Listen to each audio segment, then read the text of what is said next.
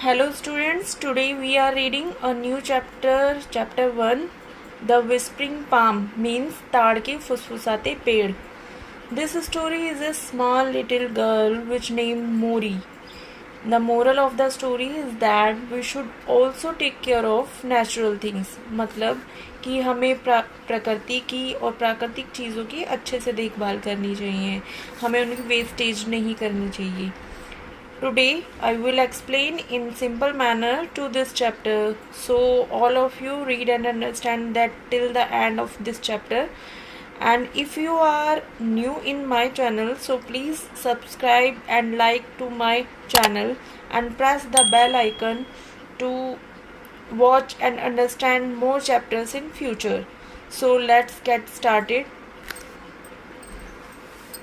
Mori was a little girl with big brown eyes.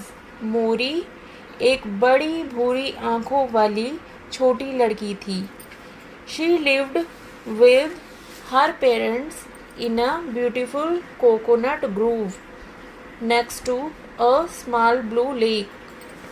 वह अपने माता पिता के साथ एक कोकोनट ग्रोव में एक सुंदर सी स्मॉल ब्लू लेक के पास रहती थी.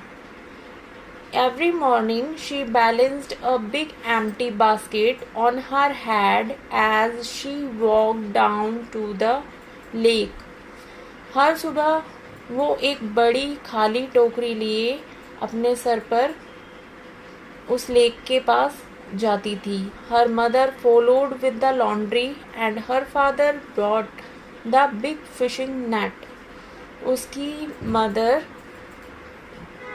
गंदे कपड़े लिए और उसके फादर एक बड़ी फिशिंग नेट लिए उसके पीछे पीछे चलते थे. Her mother washed the clothes on a stone next to the lake.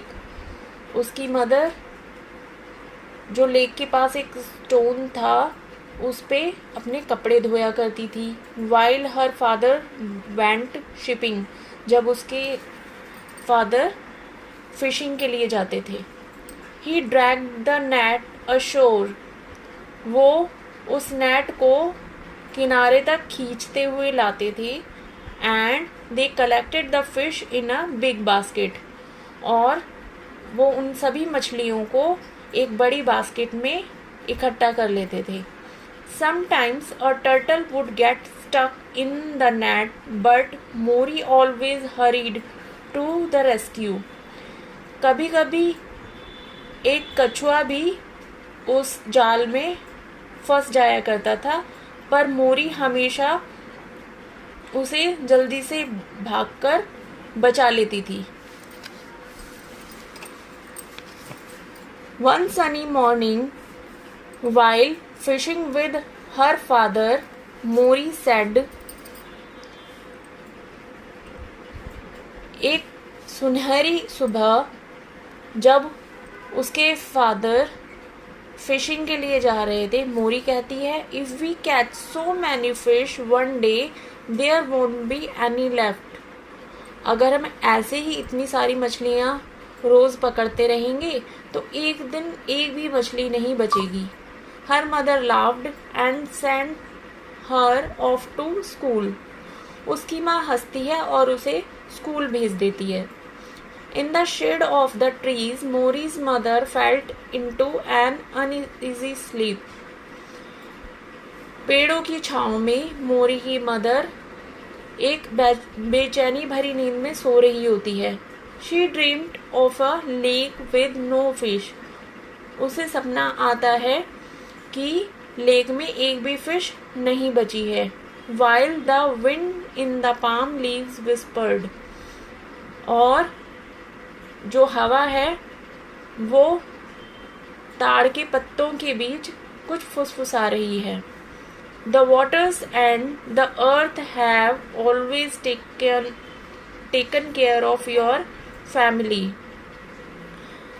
पानी ने और इस पृथ्वी ने तुम्हारी और तुम्हारी फैमिली की हमेशा ही देखभाल की है, but you have to take care of them in return. पर अब समय आ गया है कि तुम भी उनकी टेक केयर और देखभाल करो। She awoke with tears in her eyes. वह आंखों में आंसू लिए उठती है। So she didn't know how to bring Mori up without selling fish. For she didn't know how to bring Mori up without selling fish. कैसे वो बिना मछली बेचे हुए मोरी को बड़ा करेगी, उसका पालन पोषण करेगी।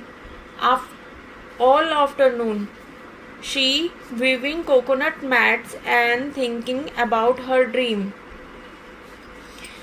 उस दोपहर को वो पूरे दोपहर कोकोनट मैट बुनती रही और अपने सपने के बारे में सोचती रही। That night Mori heard her parents whispering.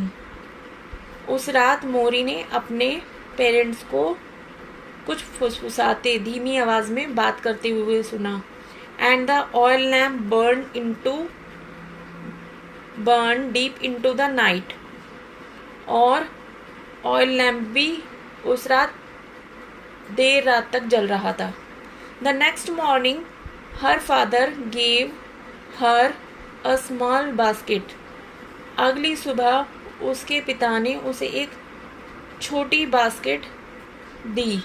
How can we carry all the fish in the little basket, Mori asked.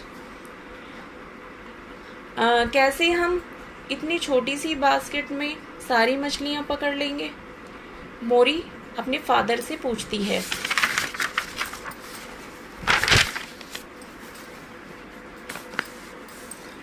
We will take only as many fish as can fit into the basket. हम सिर्फ उतनी ही मछलियां पकड़ेंगे जितनी इस basket में आ जाएगी। He replied. वो मोरी की बात का रिप्लाई करते हैं। मोरी वॉज पजल्ड। मोरी बहुत पजल हो जाती है, कंफ्यूज हो जाती है। कमिंग बैक फ्रॉम स्कूल, जब वो स्कूल से घर आती है, she was thrilled to find her mother making soap and oil from the coconuts. वो बहुत ज़्यादा थ्रिल फील करती है, एक्साइटेड फील करती है अपनी मदर को साबुन बनाते देख और ऑयल बनाते देख कोकोनट से। Mori swiftly climbed up a tree to get more coconuts. Mori जल्दी से कोकोनट ट्री पे चढ़ जाती है और कोकोनट लाने के लिए। But her mother caution, don't pluck them. We must only use what tree gives us. पर उसकी मदर कहती है कि don't pluck them. इन्हें मत तोड़ो, हम सिर्फ उतने ही कोकोनट्स का यूज करेंगे जो हमें ट्री देगा। Her father added, we have taken only fallen coconuts for these things. उसके पिता भी कहते हैं कि हम सिर्फ उतने ही कोकोनट्स यूज करेंगे जो नीचे गिरे हुए होंगे।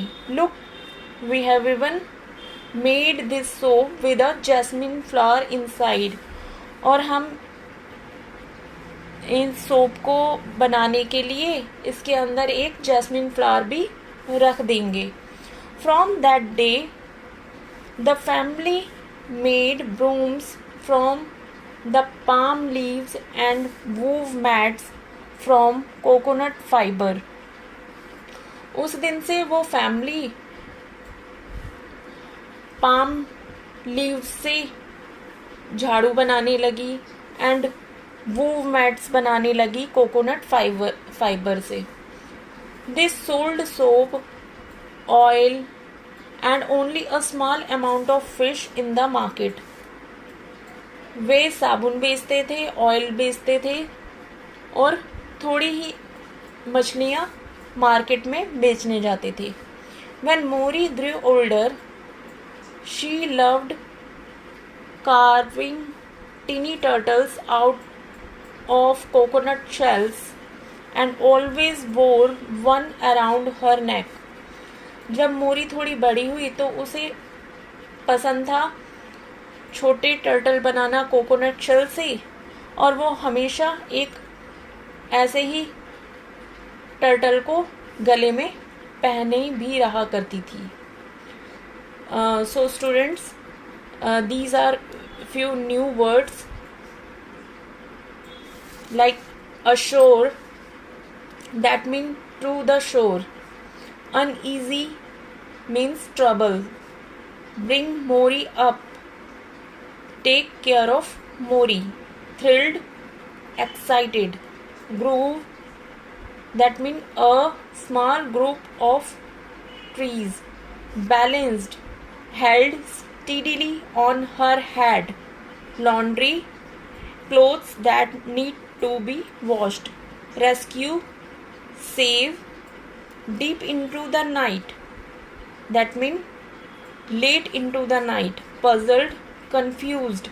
Caution, warned. Carving, making designs or shapes. So students, I hope आज की इस ट्रांसलेशन से आपको इस चैप्टर को समझने में हेल्प मिली होगी. So please subscribe and like my video and press the bell icon, which will help you to show notification about my new upcoming videos on another chapters.